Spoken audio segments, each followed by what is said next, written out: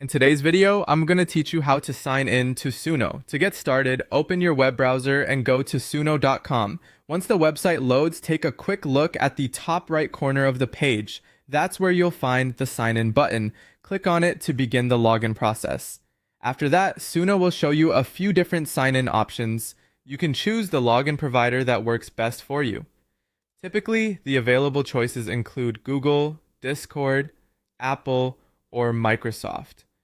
If you already use one of these accounts regularly, it's usually easiest to pick the one you're most comfortable with, especially if you want a faster sign-in experience in the future. Once you select your preferred provider, you'll be taken to that provider's secure login page or authorization screen. At this stage, just follow the prompts on your screen. Depending on the provider you chose, you may need to confirm your account selection or approve the sign-in request. Make sure you're using the correct account before moving forward, especially if you have more than one profile signed in on your device.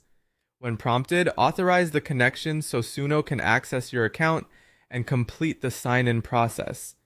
This step is what allows the platform to connect your login provider with your Suno dashboard. In most cases, this only takes a few seconds. After the authorization is complete, you should be redirected back to Suno automatically. If everything worked properly, you'll now have access to your dashboard.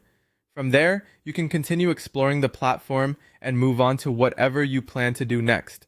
If you run into any issues during sign-in, one helpful tip is to double-check that pop-ups aren't being blocked in your browser, since some login windows may rely on them. It also helps to make sure you're already signed in to your chosen provider, which can speed things up and reduce login errors. And if the page doesn't update right away, just give it a moment or refresh the browser once.